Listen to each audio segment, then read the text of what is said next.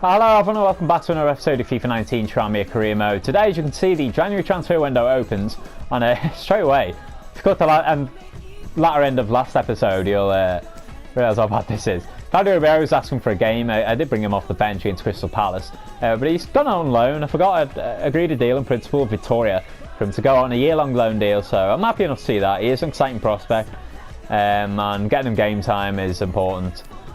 Elsewhere, Ale and Miguel were both asking for moves. Ale wants a permanent move, and Miguel wants a loan move, but Miguel Merkelans, or Eminem as we shall call him, has just recently been brought into the first team. In the absence of TK, we've moved Ed Morris across the centre back. We're going to play this guy, just keep him happy and give him a bit of a run. You know, we've played Martin Lowengo in the past and he's been okay-ish, but I feel like this guy is a natural right back as opposed to Ed not being a natural right back, so probably does make more sense, guys. So I have no intention of selling Haaland either, to be honest. If a bid comes in, I will listen to it. Oh my god, boys, look at this, by the way. Well deserved, because we were in outrageous form in December, but we've got every player on this list. Tonali, Zlatan, Kleber and Moyes, all in the Player of the Month December shortlist.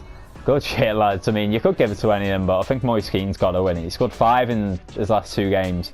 He also scored against Burnley, I think. A lot of these have gone down, actually. Oh my god, Romanu's has been revised. Fucking hell, it was 88 to 94, 90 to 94. This guy is going to be potential to be special then. We've put him on 1 training session recently, but I cannot wait till this guy gets 16, guys. We're going to really spam the shit out of him then. So first up is Luton Town in the FA Cup, guys. This team I'm going to go with Sandoval, Haaland, Brewster, Yama, Aki, Chong, Jacko, Gilas, Martin Lowengo, who's it's maybe captain for today. I'm going to change that. And Ed Morris at right back. He will be our captain today. Fucking love Ed. And Fisher makes his debut in net. Stefan Fisher, guys. So aside from that, does anyone else make a debut? I don't think so. On the bench we have Jimmy, who will certainly come on. I considered starting him at first, but then I realised Haaland was moaning, wanting to go. So yeah, we'll have to play him. I do like Yama as well, and Cam. Jimmy, Zlatan, Archie, Moise, they're just there in case shit's a fan. Ferrier, Isaac and Eminem on the bench. Oh, well, off Shinny, I should say. Yama's corner. Put the corner in the middle. It's a good one. Oh, Aki. Fucking hell, it's Gilas in fact. I keep mistaking it. Gilas is a unit, boy, 6 for 3. And I've played too many games for us actually since he's come in. Probably the least of all the defenders. But did well there. And he gives it back to it. No great danger here, but they've got the ball. That's the most important thing. Oh my god, what a ball. Fucking hell, Luton take the lead, guys. Out of nothing. What a ball that was. Silent needle. I knew second he played it, he was finding the man. And number 6 puts it in. Looks like it's Pearson. Shit, boys. I've got to come back on here. I didn't even really want to draw because I could do without the replay. But Ryan Brewster couldn't track that man. It wasn't on him, to be fair. It wasn't his fault. But Pearson, their first attempt at the game does put Luton in the lead. 1-0. Oh no, giving away. What the fuck am I doing, boys? Off the post. Oh Jesus, Luton could have won this game already. So, corner boys, Rose, what can we do? It's Gilas! And again, spoons it over, unfortunately. Haaland. Yama. El. Bang that El! Yes, El! Puts it in, gets us back on level terms, guys. And it's that moment of quality we've been searching for. We are much the higher rated team, even with all these changes. And I frankly embarrassed when we were getting beat, to be honest, boys. But finally, El gets hold of the ball in a good situation, turns away from goal, gives himself half a yard, and curls a lovely little shot through the legs of the Luton defender. Keeper stands no chance. Well done, El. It is Tranmere 1, Luton 1. Well, then it goes. No. Oh my god. Collins just lifts it over Fisher. Good ball to Chongi. Another good ball to Rian. And another good ball to El. Oh, he heads it over. Oh, that was an easy chance somebody scored. I should have buried that. Erling's a gigantic man. Like, you think heading would be his strength. Nah, it's completely missed time that one, unfortunately. Good play by Chongi and Brewster in the build-up though. And here, boys, Rian. And another one. Yama. Oh, went for the stupid chip like a dickhead, boys. Fucking hell. So half time, guys. It's Tranmere 1, Luton 1, and it's been a bit lax, I think. Trying to score the perfect goal a bit that half. We didn't play great. We had a better team, as you can see. 9 shots at a 5, 3 in targets at a 1. We had 51% of the ball as far as actually. I thought we had more.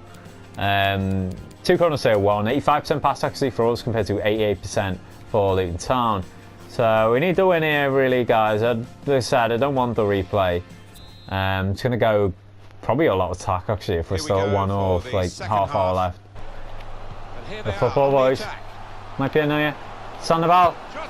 Sandoval! Oh my god, not too far wide that. Lucky girl. Speaking of really poor though, that ball, fucking out. Oh, well done though, Yama. And he's kept it in. Good shit, Yam. Good ball in as well. Jimmy! Forward, gets across his man and puts us back in front, boys. Get in. It's his first goal of the season. Jimmy Norwood. It took him until the last day of last season to score. And even then, that was on sim. So actually, it's the first goal I've scored at Jimmy since the glory days of League 2 and 1, boys, where he tore the fuck up out of both of them leagues.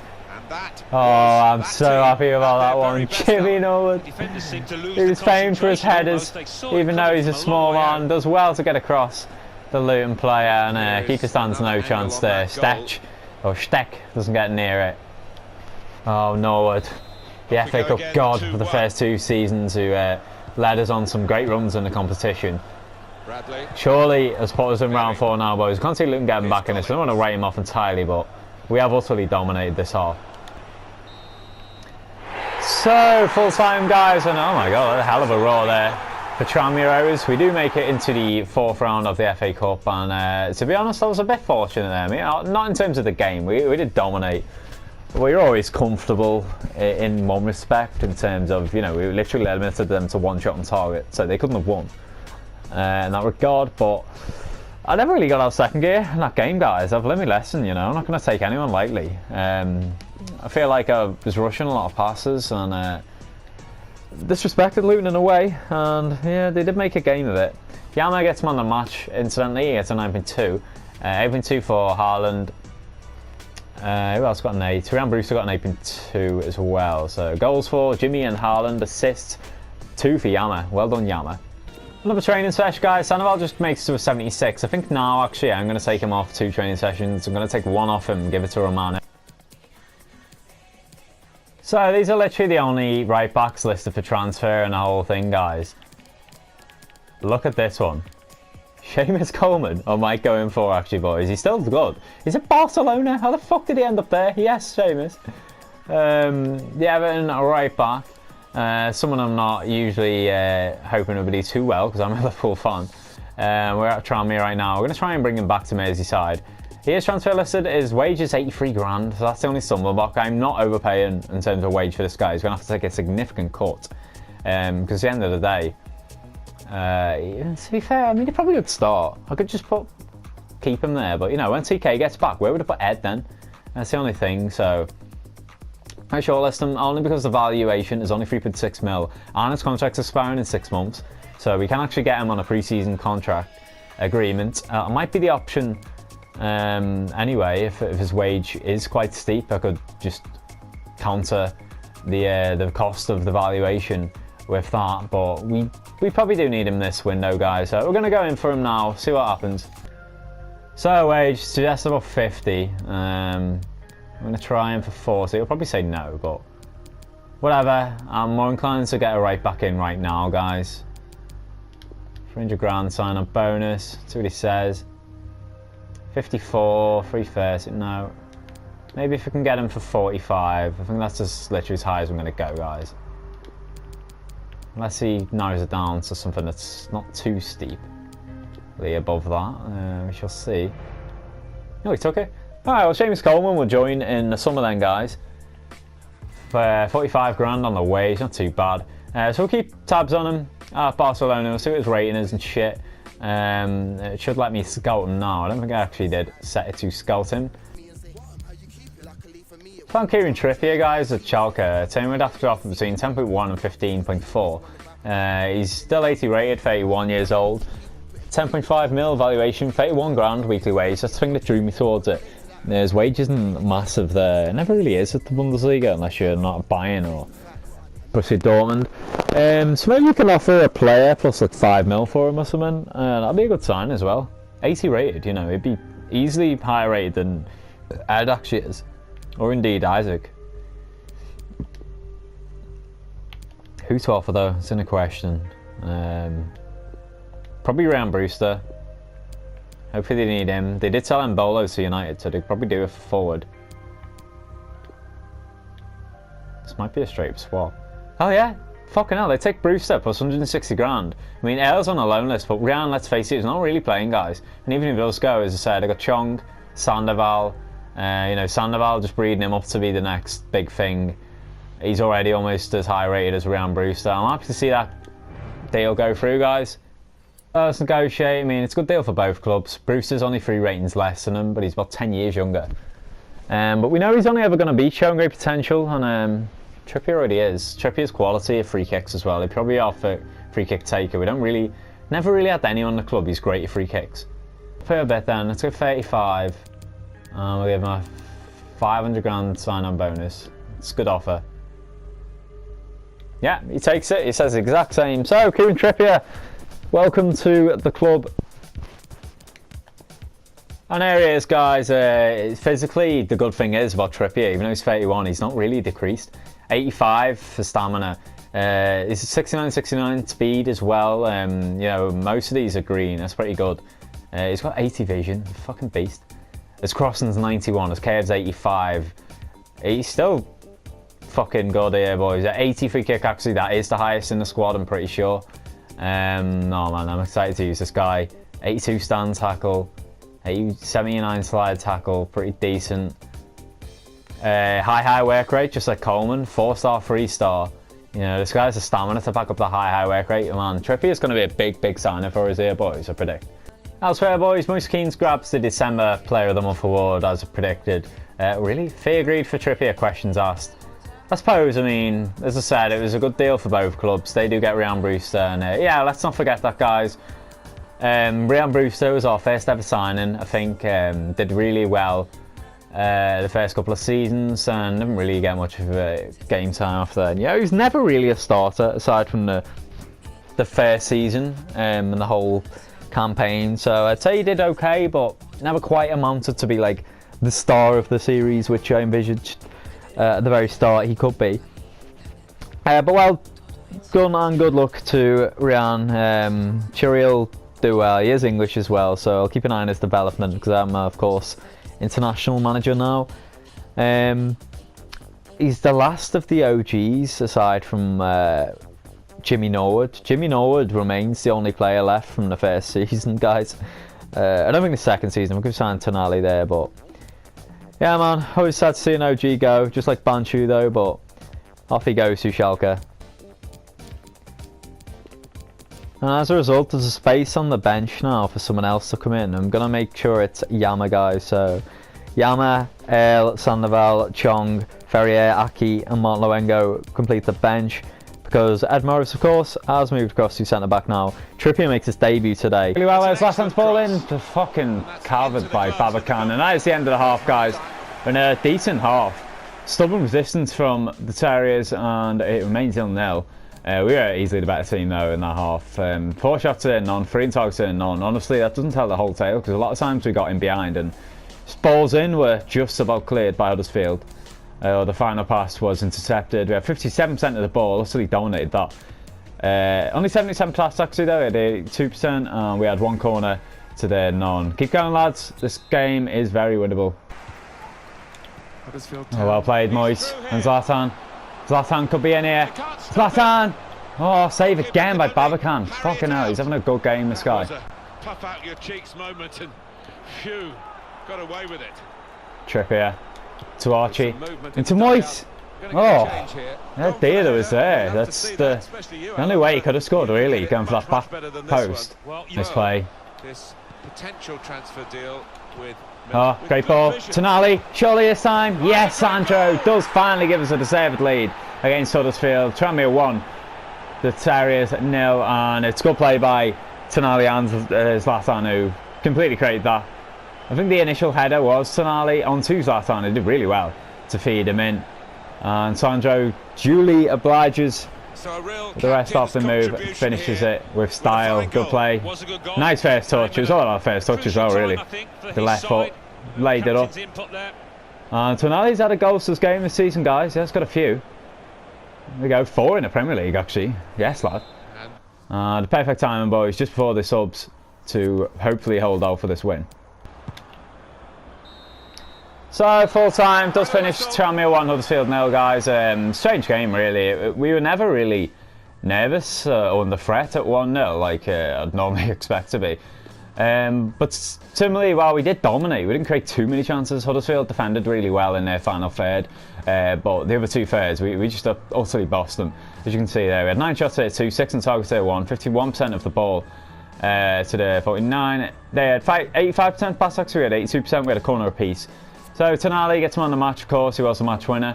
The only player to play over an 8, unsurprisingly. Oh no, tell like Kleber got an 8.8 to Sandro's 8.9. Kleber must have got the assist.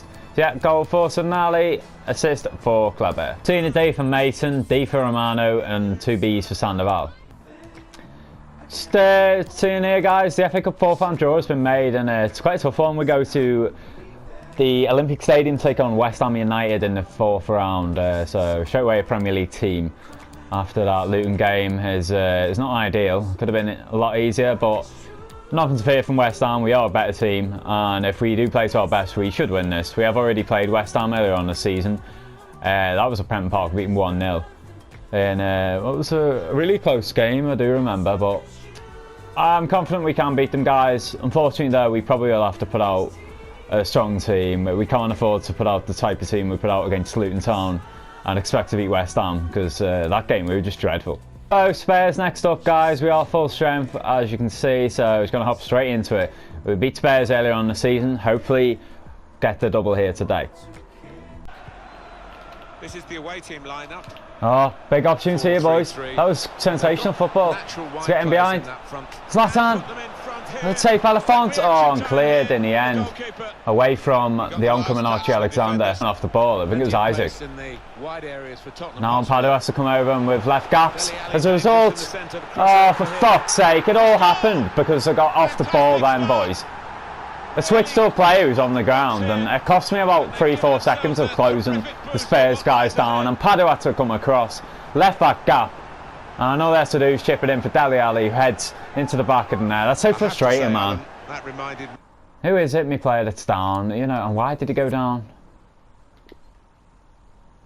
It's just annoying. Like, you lose players that'll play. So this guy goes up for it. Knocks him to the ground. He kind of gets stuck on him, right? At that point, right at this point, I assume control of the guy who's on the ground rather than Sandro Tonali. Sandro could have put more pressure on this guy, and Padu had to come across. Ed bumps into the Spurs player as well, loses a bit of ground, and in the end, we can't backtrack. Iniesta's the smallest player on the pitch, aside from Kleber, and there's no way he was getting up and stopping that. And unfortunately, boys, Spurs do take the lead here with the first attack. Tottenham Hotspur 1, Tranmere Rovers 0. Dele Alli. Willian Jose. Oh shit. Oh, what a goal from Son. That's a sensational finish, boys, and we're in trouble here. It's Spurs 2, Tranmere 0. And again, it's only their second attack of the game. They've just been completely ruthless.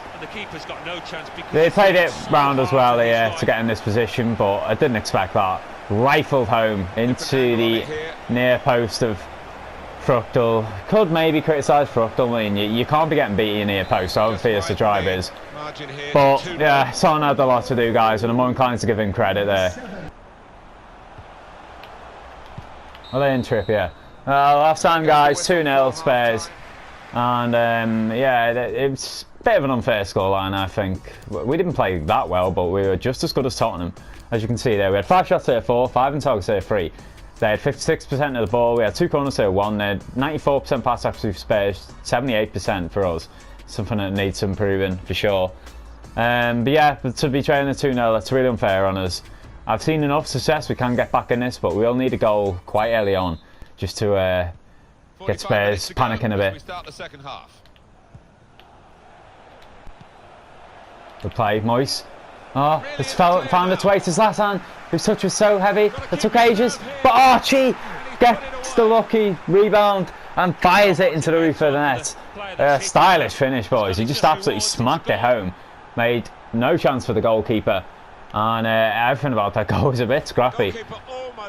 It kind of deflected into the path of Zlatan, whose touch wasn't great. The Spurs guy comes across, and it's the kind of thing we do that. He gets across to the ball, finds its way into the path of Archie. Unfortunately for Spurs, the keeper even then backtracked across, and if he'd stayed in the same position would have stopped that. It gets a touch to it, but not enough to stop it from going in the back, and it was ugly football, that, boys, but I don't care. 10th goal of the season for Archie. We are back in this. Spurs 2, Tranmere 1. Oh, shit, lads. Danger, no, get on it, Fructal. Oh, just side netting from Chilwell. We got away with that one. Tonali, Sandro, Moyes, Archie, Iniesta, Tonali. Oh, it's the post. Unlucky Sandro, we had half a yard. Nothing from it. Classic FIFA. So unlucky, lads, really is. And how Harry Kane puts it in, for fuck's sake. That sums up FIFA, man. What a slide tackle, what else could it do there? Spurs got so fortunate with this. Yet again, look at it. I get to the ball, but then it just like bounces up. Trippy's on the ground, and this guy still gets across. I got a foot to it. Oh man, even then it should maybe have cleared it, but come legendary, it's hard to win a header against Harry Kane there, and Padu tried to come across. Kane still had a lot to do. Great header into the right side that keeps it. Wow, really? It's on his first Premier League goal apparently in January. What the fuck? He struggles in August, but usually come September onwards he's doing bits. Zlatan to Moyes. Haaland. El. Oh my god, you have to finish those, El. Zlatan.